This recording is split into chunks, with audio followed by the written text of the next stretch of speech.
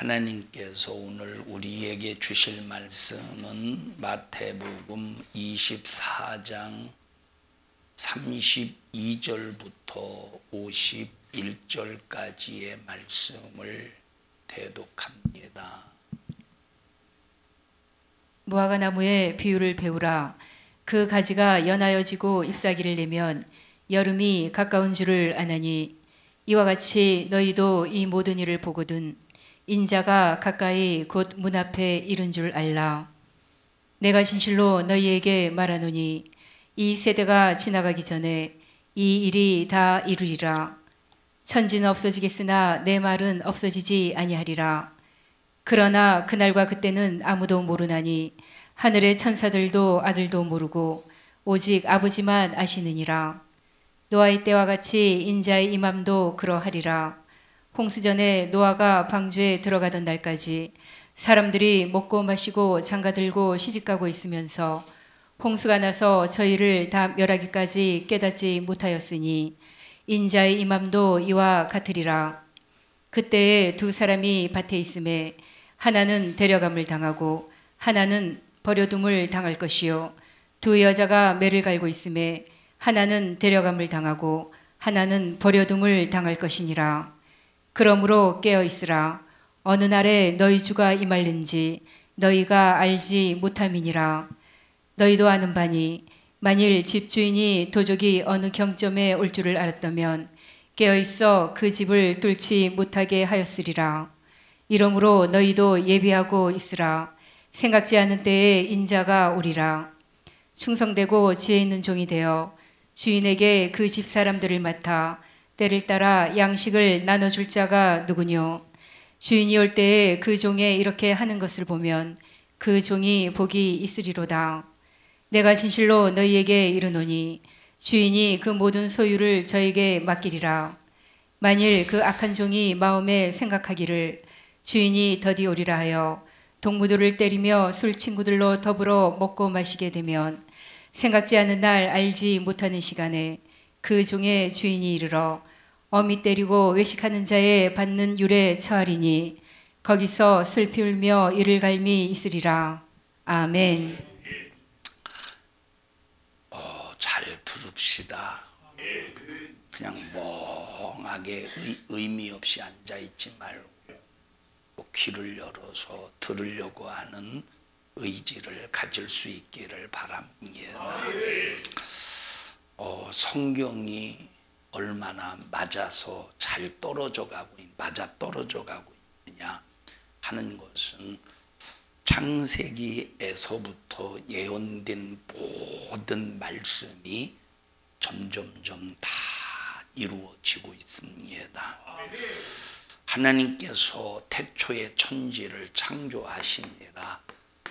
하나님께서 만드신 이 작품을 파괴한 녀석이 있었으니 그놈이 마귀라는 녀석입니다. 하나님께서 2장에서 또 1장에서 아담에게 주신 영육간의 복이 있습니다. 육체에게는 소유하고 다스리고 정복하라 라고 하는 복을 주셨고, 또 영혼을 위해서는 또 하나님의 말씀을 통해서 영원히 사는 복을 주셨습니다. 그런데 창세기 3장에 와서 이 마귀라는 녀석이 하나님 말씀에 불순종하게 만들어서 하나님이 창조하신 모든 것을 다 파괴해 버렸습니다. 이 세상에 정상적인 것이 하나도 없습니다. 마귀에 의해서 죄를 범한 인간에게 또 이 세상에 정상적인 것이 단 하나도 없습니다. 누가 정상입니까? 어떤 인간이 정상이고 어떤 천지만물이 정상입니까? 다 파괴되어서 점점점 어느 날인가는 시작할 때가 있으면 끝이 있다, 마감을 향해 가고 있습니다. 하나님의 말씀이 파괴된 것이 아니라 말씀으로 파괴된 피조물들이, 말씀으로 창조된 피조물들이 파괴되었다는 말이에요. 하나님께서 이제 그때 창세기 13장 15절에 인류를 위해서 타락된 인류, 죄를 통하여 멸망하게 되고 파괴된 인류를 위해서 가장 첫 번째 하신 약속이 있습니다. 자, 뱀은 여자의 후순에 발꿈치를 상하게 하지만 그것으로 인해서 여자의 후순은 뱀의 머리를 상하게 할 것이다. 그 예언의 말씀 그대로 예수님이 십자가에 피 흘려 죽으시고 부활하시는 순간에 이미 창세기 3장 15절에서 예언한 말씀은 이루어진 겁니다. 마귀는 예수님의 발꿈치를 상하게 했어요. 예수님을 죽였지만 그것이 예수님이 죽음으로 마감했습니까? 오히려 부활하셔서 마귀를 완전히 멸하셨습니다. 그러니까 예수님은 마귀가 아무리 죽이고 고난 속에 십자가에 피 흘려 죽여도 고작 무엇밖에 못했어. 발꿈치를 상하게밖에 못했어요. 자, 그것으로 인해서 마귀의 머리는 예수님께서는 마귀의 머리를 상하게 하셨습니다. 힘을 못 쓴다는 말씀을 이루셨죠. 예수님께서 말씀을 이루셨어요. 자, 그 이후에 선지자를 통해서 수많은 말씀들을 예수님께서 하나님께서 예언하셨어요. 그 예언 그대로 얼마나 많은 말씀들이 지금 이루어져 왔고 또 앞으로도 한치의 착오도 없이 이루어지겠습니까? 그래서 나와 여러분들이 믿을 것은 오직 하나님의 말씀밖에 없습니다. 우리가 누구를 믿겠습니까? 우리가 이 세상에서 믿을 자는 오직 하나님의 말씀밖에 없습니다. 내가 저 사람을 철석같이 믿었더니 실망, 실망, 또 실망, 또 실망. 여러분, 세상은 실망투성입니다. 그런데 우리를 절대 실망시키지 아니하시는 분이 계시니 하나님이시요. 그분이 하신 말씀은 우리를 절대 실망시키지 않아요. 여러분, 저는 86년도 2월에 졸업을 했습니다. 고등학교를 졸업을 했습니다. 86년도 2월에 졸업을 했어요. 그리고 서울에서 노량진에서 청탑학원이라고 해서 단과 학원입니다. 1년 동안 거기에서 이제 학원에서 공부하면서 재수를 했어요. 정말로 재수 없이 재수했습니다. 그러면서 이제 재수를 이렇게 하면서 그때 이제 1년 공부하고 제가 이제 신학교를 들어갔습니다. 그때 재수하면서 뭐 가정 형편이 그렇게 이제 좋은 형편이 아니었기 때문에 근로 장학생이라고 해서 예를 들어서 내가 수학을 듣고 싶다, 또 영어 과목을 듣고 싶다 그러면 뭐 수학 여러 선생이 있을 겁니다. 뭐 그때 당시 유명했던 수학 선생이 누구였느냐면 유창환 선생이에요. 유창환. 진짜 이름 그대로 유창하게 수학을 잘 가르쳤습니다. 그때 당시 또 국어에 또 유명한 사람이 있어요. 유명한 분. 우리가 잘 아는 서한샘 씨. 서한샘 알죠?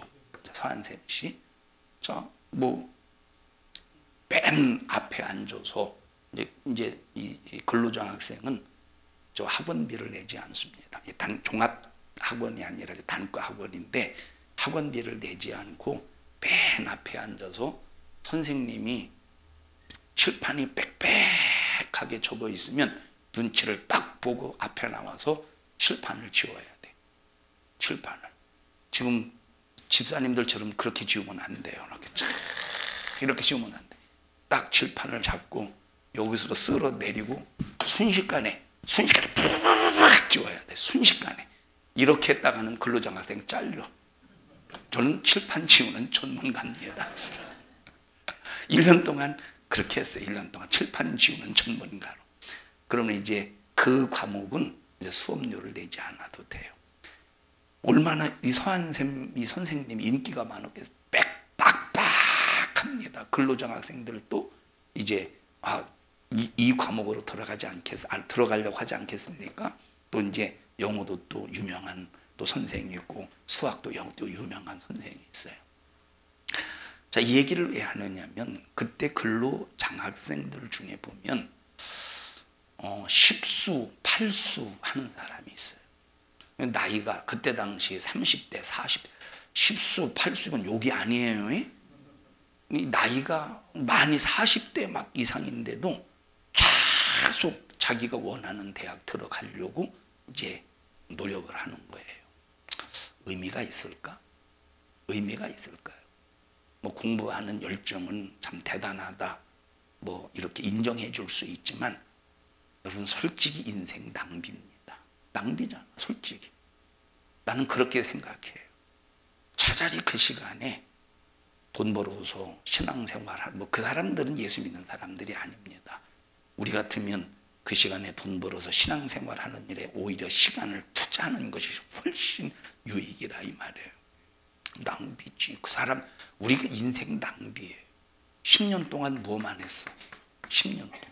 어떤 사람은 12수를 해요. 12수. 10년 동안, 12년 동안 뭐 했어? 한 것이라고는 밤낮 근로장학생 칠판 지어가면서 그냥 뭐 자기가 원하는 대학 들어가려고 하는 거, 그냥 그거밖에 없습니다. 완전 인생 낭비지. 인생 완전히 낭비죠. 여러분, 우리가 이 땅에서 신앙생활 하면서 하나님의 말씀에 나를 붙잡히면, 하나님의 말씀에 내가 붙잡히면 우리 인생은 절대 낭비가 아닙니다. 하루하루의 삶을 다 주님이 보상해 주시는데, 그래서 우리는 하나님의 말씀에 붙잡혀서 그 말씀으로 사는 우리 모든 믿음의 성도들이 되시기를 축복합니다. 여러분, 지금 이 땅에는 주님이 오실 모든 만반의 준비를 갖추고 있습니다. 예수님이 이 땅에 오시기 위하여, 오시기 전에 어떤 사건, 어떤 사건을 통해서 예수님이 오시는 길을 예비하신다고 그랬어요. 다시 오시는 길을. 지금 예수님께서 이 땅에 오시기 전에 오시는 길을 예비하신다고 하신 그 말씀대로 모든 만반의 준비가 갖추어졌다고 해도 과언이 아닐 정도로 거의 하나님의 말씀이 이루어져 가고 있습니다. 우리 정신 바짝 차려서 신앙생활 한 해 만에 힘드네 안 힘드네, 못해 먹겠네 해 먹겠네, 우리는 이런 불만 불평, 우리는 신앙생활을 하나님 앞에 불편함을 호소하지 않기를 바라고 끝까지 이기고 견디어 내기를 주님의 이름으로 축원합니다. 치과 치료를 받다 보면 어떤 때는 30분, 아니 뭐 이렇게 임플란트를 하다 보면 1시간 동안 턱을 벌리고 있어.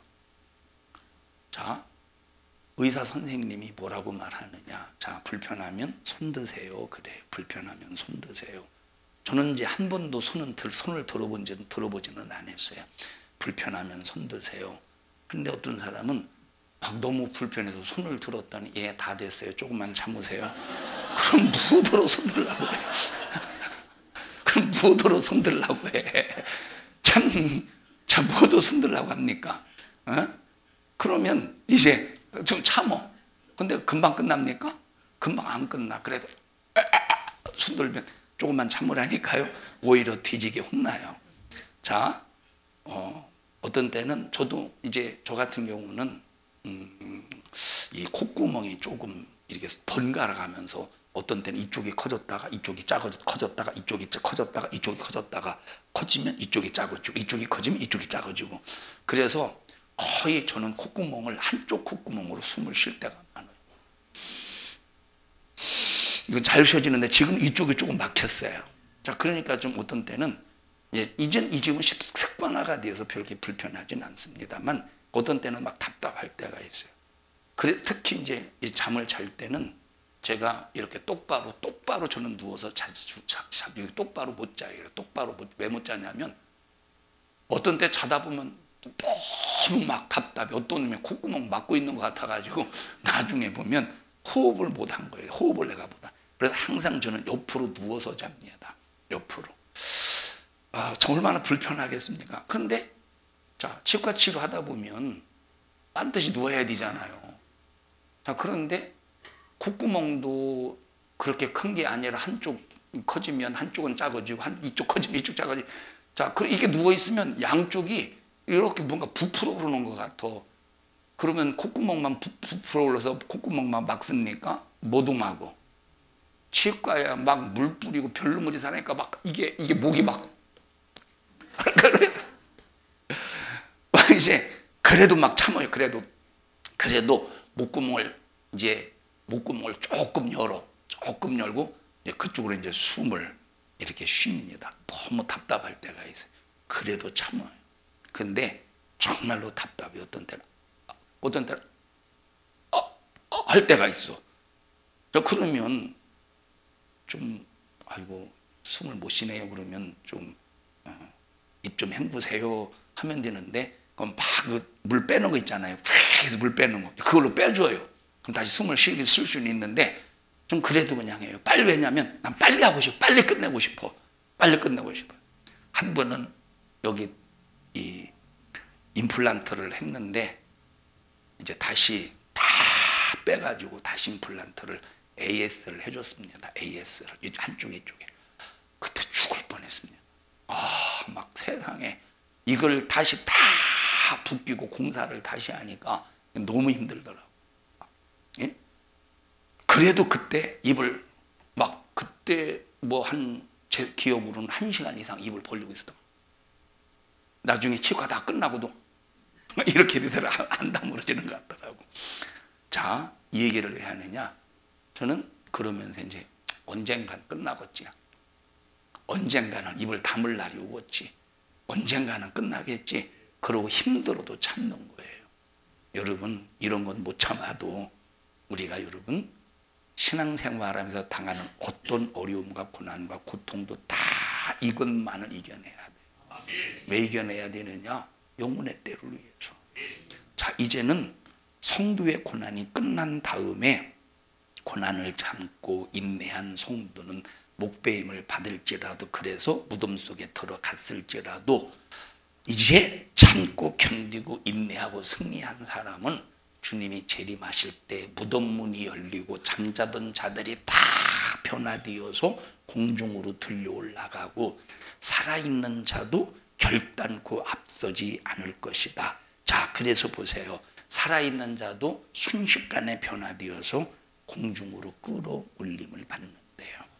이 땅은 하나도 남김없이 모조리 철창 권세를 가지고 질그릇을 때려 부시듯이 잔인하게 부술 날이 올 텐데, 우리 모두 정신 바짝 차려서 믿음의 성도가 되어서 우리 성도들은 끝까지 신앙생활 잘하기를 주님의 이름으로 축원합니다. 자, 오늘날 어떤 교회 다 그런 겁니다. 물론 정말로 이 신앙생활을 어떻게 할 것인가 성경의 본질을 가지고 가르치는 교회들도 많이 있어요. 그런데 그냥 성도들 토닥거려주고 그저 그냥 뭘 잘 안 하는데 잘한다고 하고, 그리고 그냥 그저 우리는 다 천국 갑니다. 그냥 그런 데 초점을 맞추면서 설교하는 그런 교회도 의외로 많습니다. 정말로 많아요. 만약에 우리가 그런 곳에서 신앙생활을 하고 있다면 여러분 말세에 정신 못 차려요. 말세에 그리스도인들에게 찾아오는 고난과 핍박 이겨내는 성도가 이겨낼 수 있는 성도가 되지 못해요. 여러분, 우리는 설교가 힘들 수도 있어요. 고난, 예수 믿으면 고난이 있다, 핍박이 있다, 마귀 역사가 역사한다, 시기 질투하지 마라, 미워하지 마라, 사랑해라, 이렇게 막 회개하라, 막 이런 설교를 들으니까 힘이 들고 부담이 되고, 뭔가 밤낮 목사님의 설교는 막 누르는 것 같아. 누르는 거예요? 아니면 자유를 주는 거예요? 자유를 주는 거예요. 이게 진짜 자유를 주는 거라니까. 그러니까 여러분들이 뭔가 설교를, 우리 교회에서 설교를 들을 때 뭔가 좀 부자유한 것 같다 이렇게 생각하지 말고, 언젠가는 정말 영원한 자유가 올 날이 온다. 영원한 자유가 임할 날이 온다고 하는 이런 믿음을 가지고 끝까지 믿음을 지켜내기를 바랍니다. 여러분, 하나님은 알파와 오메가라고 했어요. 전도서 기자가 심을 때가 있으면 거둘 때가 있어. 날 때가 있으면 죽을 때가 있고 끊을 때가 있으면 이을 때가 있어 말했으니 이것은 세상의 마지막을 예고하고 있습니다. 사람이 태어날 때가 있으면 죽을 때가 있다고 하는 것을 전도서 1장에서부터 인생의 마지막, 만물의 마지막 모든 것의 종말에 대해서 계속 말해가면서 태초에 창조할 때가 있으니 그 창조의 끝날이 반드시 있다라고 하는 것을 말해주면서 우리가 어떻게 끝을 맺을 것인가 할 때는, 자, 우리가 인생을 살아가잖아요. 우리의 육체의 인생의 삶을 살아가잖아요. 자, 그런데 여기에서 이 끝이 끝날 때 그 인생의 삶의 바통을 이어나갈 수 있는 삶을 만들어가야, 이어지는 삶을 만들어가야 된다는 거예요. 어떻게 뭘 이어져야 되느냐? 부활로 이어져야 돼. 자, 인생과 영혼의 때가, 인생과 영혼의 때, 인생의 마감이 올 때,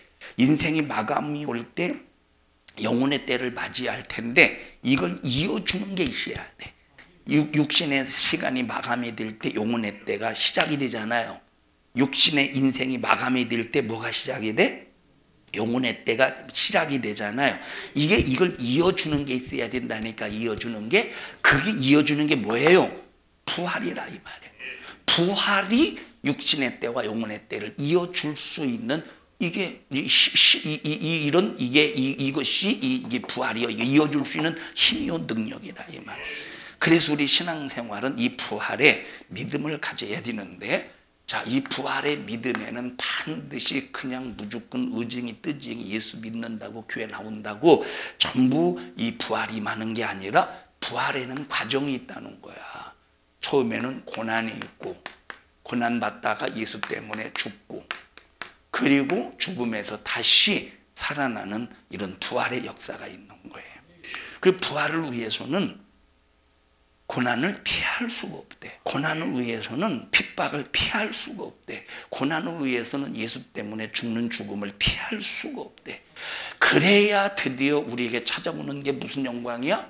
부활의 영광인데, 반드시 부활의 영광이 있어야 뭐가 연결이 돼요? 육신의 인생이 마감할 때 영혼의 때를 맞이하는 순간에 이것을 이을 수 있는 능력은 뭐밖에 없어요? 부활밖에 없는 거예요. 그래서 우리에게 최고의 믿음이 뭐냐면 부활의 신앙입니다. 부활의 신앙. 여러분, 3일 예배 안 나오고 금요 예배 못 나오고 기관 모임 하나 못하는 사람들이 나팔 불 때 주님, 여러분이 내 이름을 주님이 내 이름 불러주시겠습니까?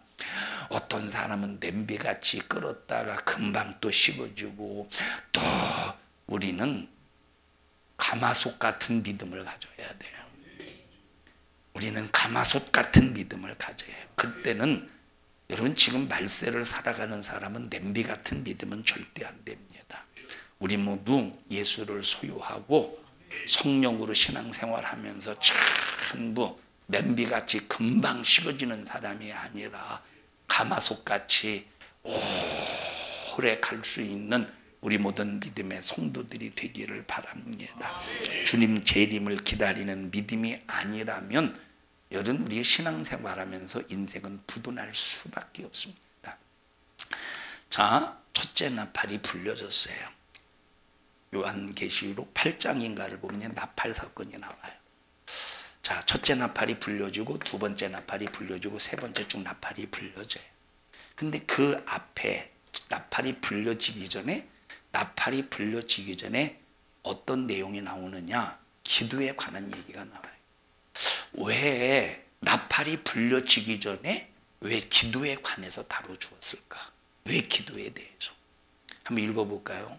맞나? 8장? 네. 자, 8장 보십시다.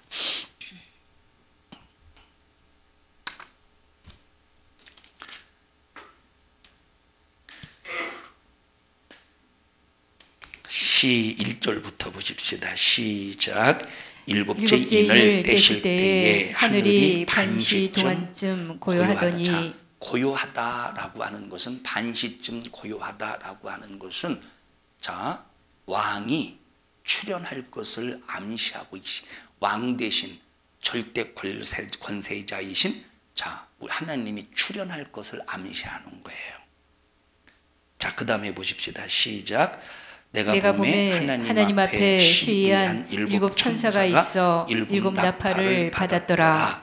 3절 보십시다. 시작. 또 다른 천사가 와서 제단 곁에 서서 금 향로를 가지고 많은 향을 받았으니 이는 모든 성도의 기도들과 합하여 보좌 앞 금단에 드리고자 함이라. 향연이 성도의 기도와 함께 천사의 손으로부터 하나님 앞으로 올라가는지라. 천사가 향로를 가지고 단 위에 불을 담아다가 땅의 소돔에 뇌성과 음성과 번개와 지진이 나더라. 여기 뇌성과 음성과 번개와 지진이 나더라 할 때 구약 성경을 보면 항상 하나님이 임재하시고 하나님이 현현하시고 하나님이 나타나실 때 우레가 번개가 지진이 그리고 또 구름이 임하는 것을 볼 수가 있어요. 그래서 여기 뇌성과 음성과 번개와 지진이 나더라라고 하는 것은 하나님의 임재, 하나님의 임하심을 말하고 있는 거예요. 근데 여기 5절부터 이제 나팔 가진 천사들이 계속 부러제끼잖아요. 근데 그 전에 지금 어떤 내용을 다뤄주고 있다고? 기도에 관한 내용을 다뤄주고 있습니다. 그러면서 여기 향연이 성도의 기도와 함께 자 천사의 손으로부터 하나님 앞으로 계속 올라가는데 이걸 뭔 말해주고 있습니까? 자 여기 첫 번째 나팔 불려줘요. 두 번째 나팔, 세 번째 나팔 쭉 불려줄 때 어떤 사건들이 벌어지느냐? 재앙의 사건들이 벌어져요. 무슨 사건 벌어져? 재앙의 사건. 그러면 자, 이 재앙은 하나님이 내리시는 재앙이에요. 하나님이 내리시는 재앙은 지난번에 말했어요. 정말 믿음의 사람에게는 임하는 재앙이 아니라고. 그러면 여러분 믿음의 사람 맞아? 확실해? 여기서 말하는 믿음의 사람은 그냥 교회 책가방만 들고 왔다 갔다 하는 사람을 말하는 게 아니에요. 그럼 여러분 믿음의 사람 맞습니까? 하나님의 재앙이 임하지 않을 만큼 여러분들이 믿음의 사람이라고 확신할 수 있습니까? 여기서 말하는 믿음의 사람이 누구냐? 하나님의 말씀을 인하여 말씀 때문에 목배임을 당할 수 있는 사람을 말하는 거예요. 두 번째, 예수의 증거를 끝까지 지켜내는 사람, 충성된 증인으로 사는 사람을 말하는 것. 이런 사람에게는 하나님의 재앙이 임하게 하지 않는데 그럼 우리가 그런 삶을 살고 있어요 지금? 하나님의 말씀 때문에 내가 차라리 목배임을 당할지라도 하나님의 말씀을 지키는 것 때문에 나는 욕먹을지라도 저 영혼은 나로 인해서 살아야 돼. 이런 사랑의 정신 가지고 삽니까?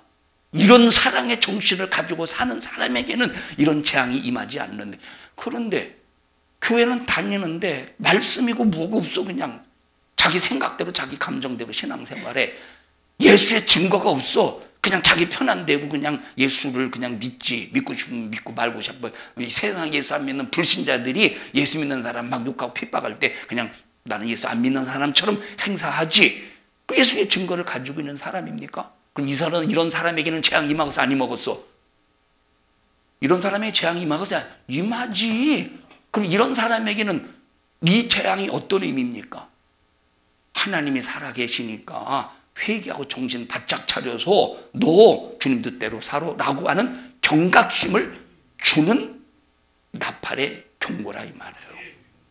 이해하시죠? 자 그러면 보세요. 이런 재앙이 임할 때 그런 재앙을 우리가 견뎌내고 우리가 그런 재앙 속에서 자 코로나 시국에 정말 하나님과 관계 속에 이건 재앙이죠. 이건 코로나는 나팔 재앙과 같은 거예요. 코로나는 나팔 재앙과 같은 거예요.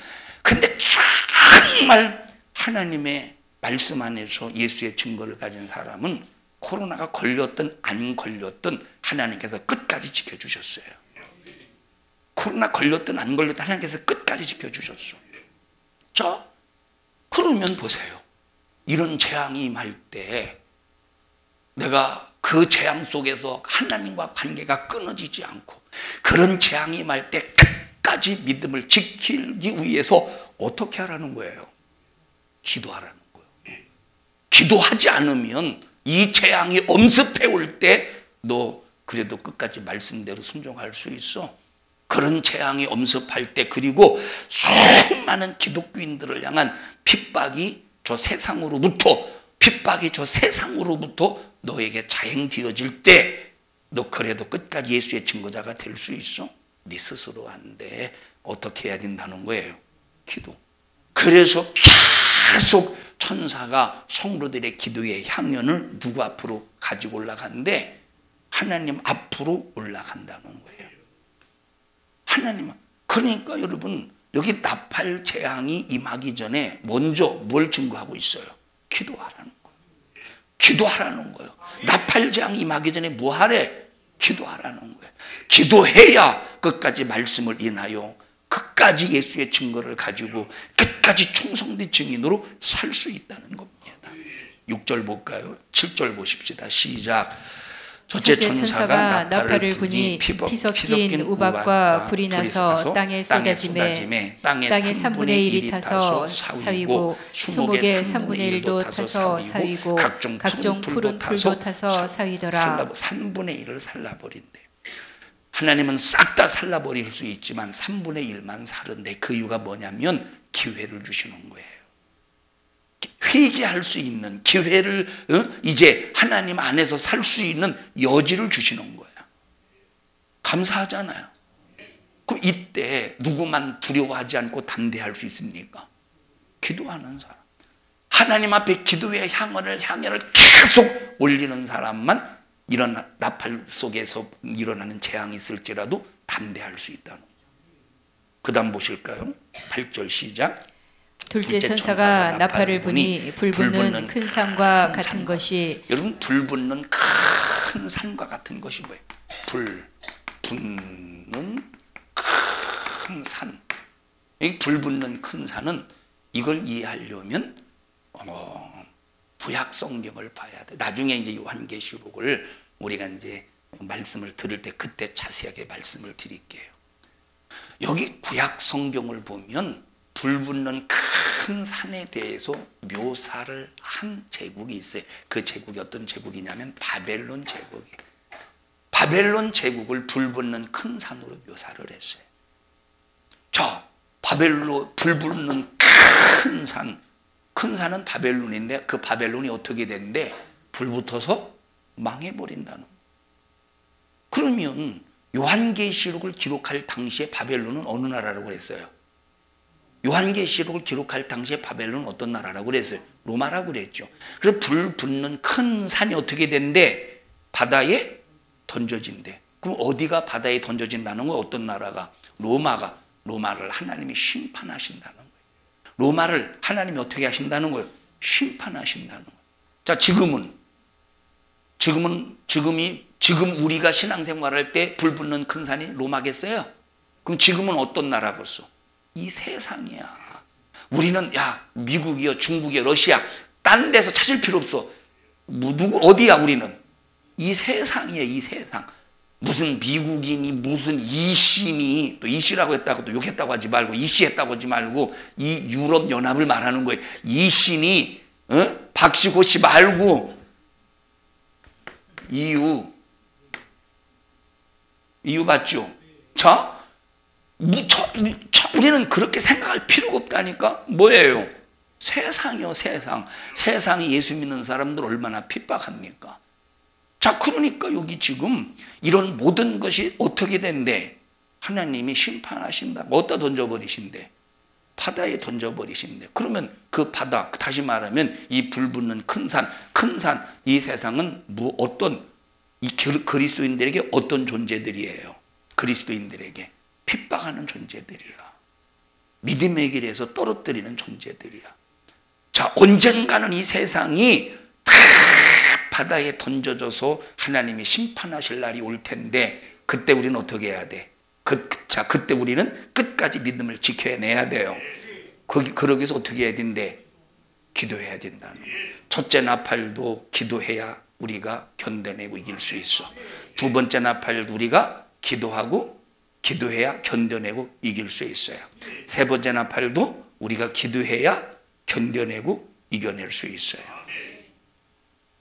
자, 그러니까 이 말세치 말은 그냥 여러분, 아유 우리 목사님은 우리 뭐 이렇게 밤낮 기도 그냥 아니요. 이겨내려면 기도해야 돼요. 어떤 신앙을 위해서? 육신의 때가 마감되고 영혼의 때를 이어주는 그 무엇? 이어주는 게 뭐라고? 부활의 영광을 위해서 뭐 해야 돼요?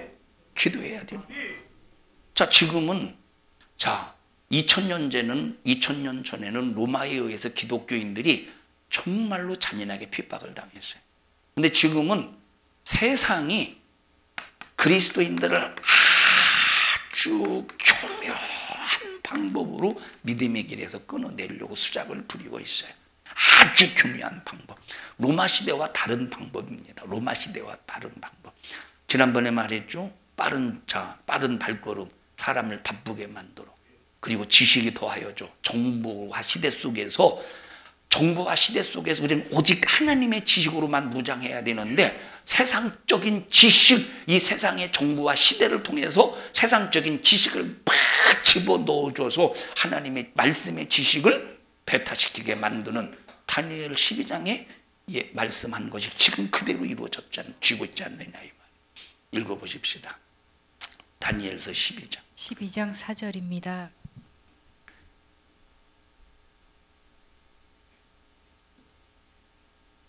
읽어보세요. 시작.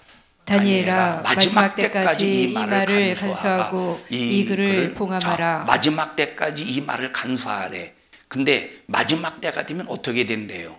많은 사람이 시작. 많은 사람이 빨리 왕래하며 지식이 더하리라. 마지막 때가 되면 어떻게 돼? 야 다니엘아, 마지막 때까지 이 말을 간수해. 자, 간수했습니다. 간수한 봉인들 이 말씀을 누가 떼셨지? 인을 예수님이 떼셨잖아요. 그래서 첫째인, 둘째인, 셋째인 예수님이 떼셨죠. 마지막 때까지 간수해. 마지막 때가 되면 어떻게 하는데? 사람들이 지식이 더하여지고 사람들의 왕래가 빨라진대. 지금 빠르죠. 지금 빨리 다니죠. 빨리 왔죠. 빨리 왔어요. 천천히 왔어요. 자, 나정숙 권사님 저녁에 예배 드릴 때 빨리 왔어요. 천천히 왔어요. 빨리 왔다는 건 차 타고 왔죠. 빨리 왔어요. 빨리 왔어요. 빨리. 왜 빨리 왔어요? 차가 빨리 달리니까 빨리 왔지. 앞으로는 더 빨라질 겁니다. 진짜 앞으로는 더 빨라져. 여러분 이게 옛날에 60년대, 70년대 아니 80년대만 해도 부산에서 서울에서 부산까지 지금 KTX로 얼마나 걸리지? 3시간? 4시간?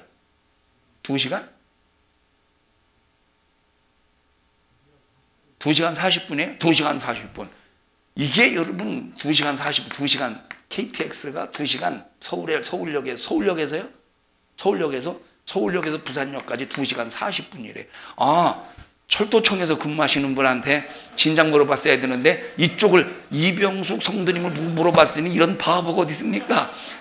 참, 자, 여러분 이거 90년대 상상이나 할 수 있는 일이겠습니까?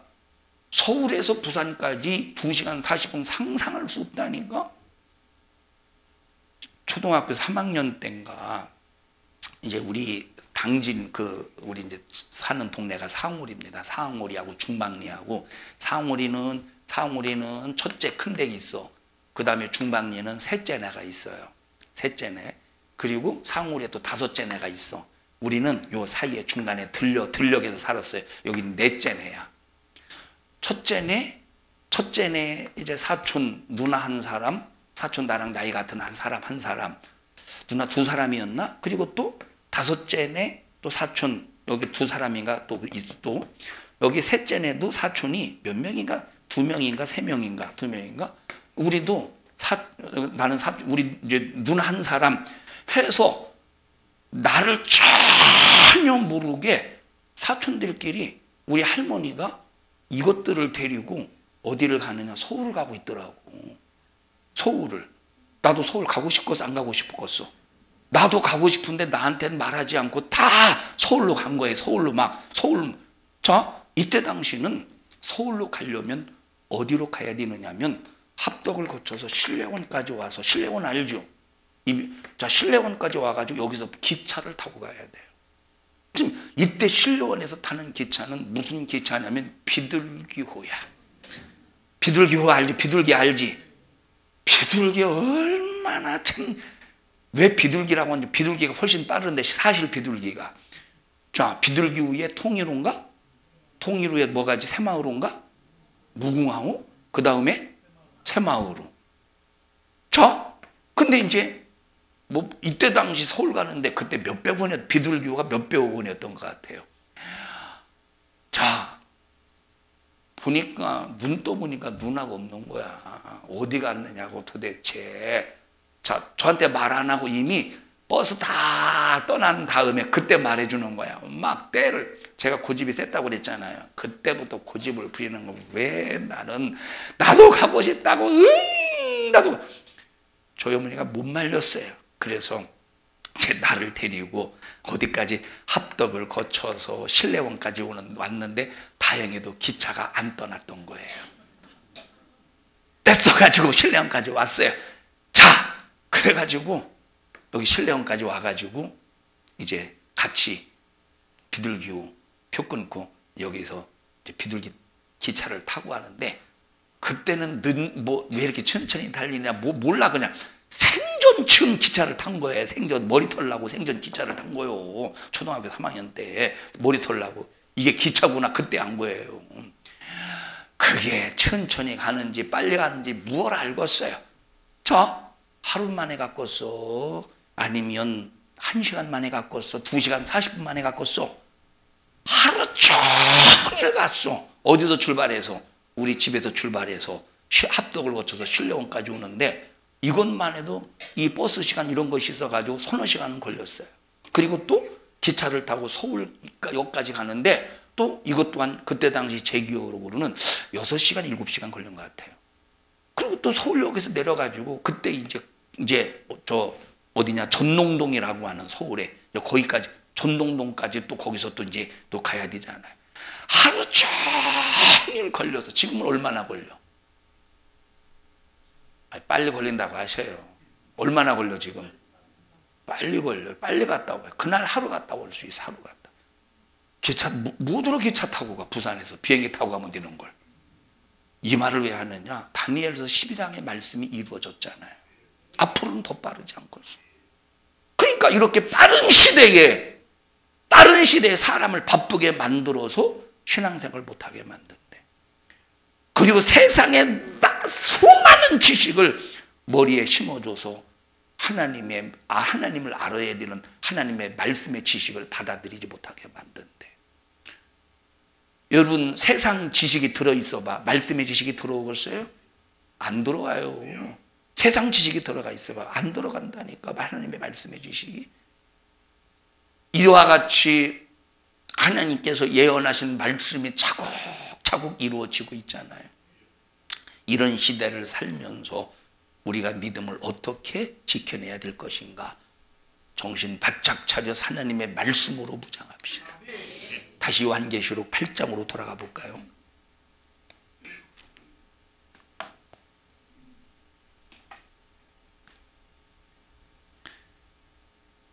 8장 8절 시작.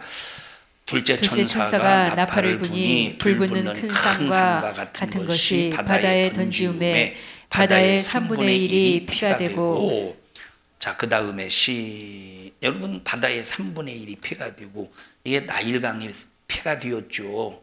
이제 뭡니까? 그 애굽에 내린 재앙을 의미합니다. 9절 보십시다. 시작. 바다 가운데 생명 가진 피조물들의 3분의 1이 죽고 배들의 3분의 1이 깨어지더라. 자, 배들의 몇 분의 1? 3분의 1이 깨지더래. 자, 이 배경은 그때 당시의 배경을 설명한 거고, 또 앞으로의 또 배경도 예언의 복합성 속에서 설명을 하고 있는 거예요. 로마 제국 시대에, 자, 로마 제국 시대에 자, 군사용 배가 많았을까? 상선이 많았을까? 몰라요, 나도. 그런데 이때 당시 거의 배의 종류는 두 종류밖에 없었어요. 무슨 배? 군사용, 상선. 요즘에는 군사용 배도 있지만 상선도 있지만 또 뭐도 있어요? 사람 관광에서 타는 배가 뭐요? 루즈도 있고 여러 가지 사람의 관광을 위해서 만들어진 배도 있잖아요. 근데 여기는 로마 시대에는 두 가지 배 종류가 군사용 아니면 상선.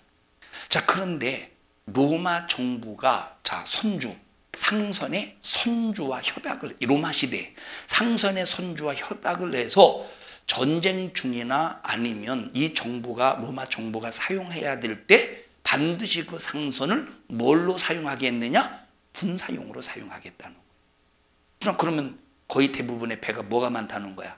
상선이 많다는 거야. 상선을 통해서 전쟁 중이나 그걸 뭐로 사용한다고? 군사용으로 사용하니까 상선이 많다는 거예요. 그런데 이 상선, 배들의 3분의 1이 깨진대.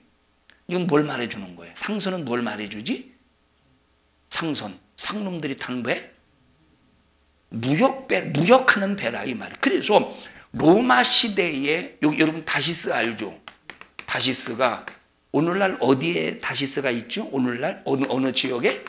스페인이라는 곳에 다시스. 이게 이제 스페인 땅이면 요쪽에 다시스가 요쪽에 다시스가.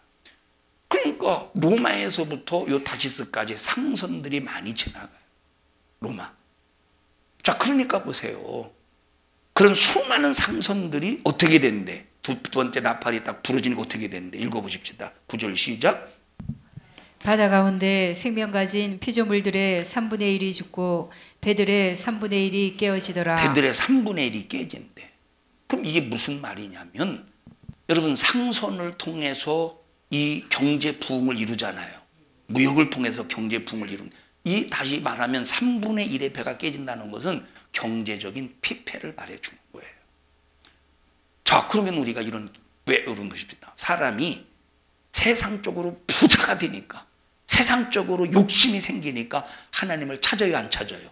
하나님을 안 찾더라는 거예요. 그러면 이렇게 상선이 3분의 1이 깨트려 버리고 경제적인 피폐를 가져오게 하는 이유가 뭐겠어요? 하나님께서 그 이유가 뭐겠어? 이놈의 자식들 고생해봐라, 이 자식들아. 고생시키려고 누구를 찾게 하려고? 하나님 찾게 하려고. 그리스도인들에게는 봐봐, 정신 차려. 나만 믿어, 나만 바라봐, 나만 찾아. 오직 예수야. 그래서 하나님의 말씀과 예수의 증거를 의해서 끝까지 믿음 잘 지키라고 하나님께서 사인을 주시는 거예요. 표적을 주시는 거예요. 자, 이런 일들이 지금도 일어나고 있죠. 여러분, 자, 여기 보니까 3분의 1이 배가 파손된다고 그랬죠. 깨진다고 그랬지. 자, 그러면 경제적으로 좋아지겠어? 경제적으로 계속 안 좋아지겠어? 경제적으로 안 좋아질 수밖에 없어요. 여러분, 경제가 좋아진다는 꿈을 버리세요.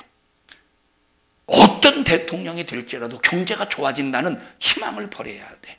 어차피 경제적으로 힘들어질 수밖에 없어요.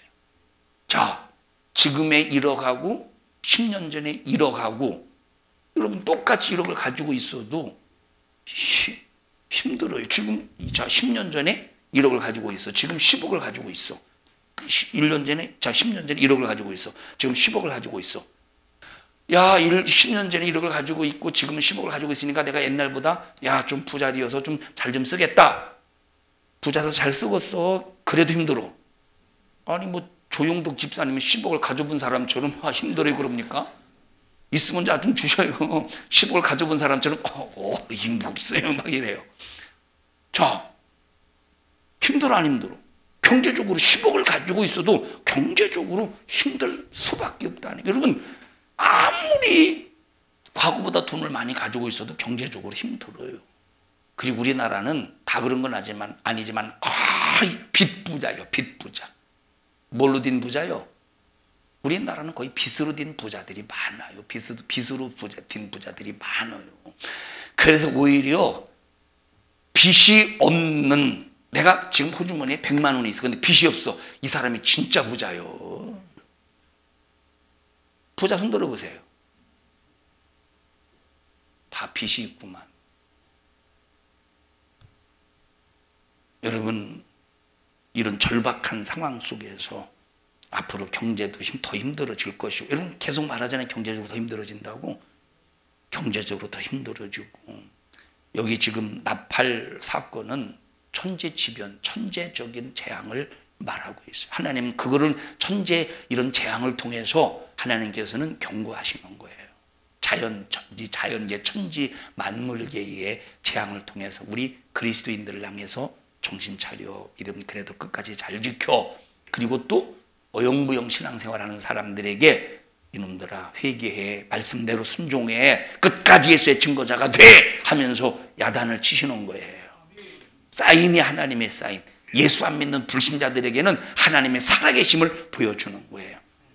니들 믿는 자연, 니들이 믿는 천지 만물, 그것이 너희들을 지켜주더냐? 니들이 믿었던 돈, 그것이 너희들을 지켜주더냐? 니들이 의지했던 돈, 그것이 너희들을 지켜주더냐? 그러면서 경제적인 피폐를 하나님께서 가져오게 하신다. 이 말. 그러니까 너희들이 믿는 자연계가 너희들에게 도움을 주고 너희들에게 부유를 가져다 주는 게 아니야. 내가 모든 것을 주관해 하면서 하나님이 모든 것의 주관자임을 자연계를 흔들어서 가르쳐 주시는, 예수 안 믿는 불신자들에게 자연을 치시면서 어떻게 그 자연, 니들이 믿고 섬기던 그 자연이 너를 보호해 주더냐? 아니잖아. 오히려 그 자연들이, 자연계가 너희들을 힘들게 하잖아 하면서 자연계를 흔들어 대고 하나님의 살아계심을, 하나님 홀로 독존하시는 분임을 보여주는 거예요. 믿는 사람들은 어떻게 한다고? 말씀을 인하여, 그리고 또 예수의 증거를 가지고 핍박받는 성도들에게는 하나님의 말씀이 이루어지고 있구나. 그 고통 가운데서도 하나님 말씀이 이루어지고 있구나. 야, 부활의 영광이 기다리고 있구나 하고 천국에 대한 소망으로 가득하게 하시고, 신앙생활 민놀아가면서 개떡같이 신앙생활하는 사람들에게는 경고하시는 거예요. 너 지금 민놀아가면서 뭐 하고 있어? 지금 정신 차려. 이 말씀이 이루어지고 있잖아. 너 지금 뭐 하는 거요? 하면서 하나님께서 믿는 사람들에게, 대충 믿는 사람들에게 하나님께서 경고하고 계시는 것이라 이 말. 말씀이 점점 다 이루어져 가고 있고 이제 얼마 남지 않았대. 성경을 보니까 얼마 남지 않았잖아요. 우리는 가마솥같이 어제도 뜨끈뜨끈이요 신앙생활이, 내일도 뜨끈뜨끈이요, 모레도 이 정도 되면 좀, 모레도 해서 좀 텀이 있으면 여러분이 좀 해야 될 거 아니에요. 모레도 뜨끈뜨끈한 신앙생활이 돼야 되지 않겠어요? 밤낮 그저 그냥 밴댕이 소갈딱지처럼 그저 그냥. 한윤숙 관사님 나중에 혹시 밴댕이 있으면 나한테 좀 보여주세요. 얼마 그 밴댕이 속 좀 보여주세요. 속 알딱지 좀 얼마나 작은가 한번 보게. 예? 밴댕이하고 상관없어요? 취급 안 하셔요? 안 하시네. 어디 한번 횟집에 가면 밴댕이 좀 한번 누가 이제 보여달라고 한번 해주세요. 사진 좀 찍든지 아니면 날 데리고 가서 보여주든지. 도대체 밴댕이 소갈딱지가 얼마나 작기에. 여러분 그저 신앙생활하면서 고대원의 한쪽 작아지는 콧구멍처럼 그렇게 좁아서 되겠습니까? 웃어요 제발. 안 웃으니까 내가 민망하잖아. 둘이 매를 갈다가 하나는 데려감을 당하고 하나는 버려둠을 당한다는 말은 그 불신자들에게 적용시키는 말이 아니라 똑같이 신앙생활하고 있지만 데려감을 당하고 하나는 버려둠을 당한다는 겁니다. 순식간에 일어날 일이에요. 자, 연결고리, 영혼의 때와 육신의 인생의 마감과 마감의 때와 영혼의 때를 연결해 줄 수 있는 연결고리가 뭐라고? 부활이라는 거예요. 우리 부활의 믿음 가지고 끝까지 견뎌냅시다. 우리 옆사람 사랑스럽게 바라봐가면서 우리 부활의 믿음 가지고 끝까지 끝까지 견뎌냅시다.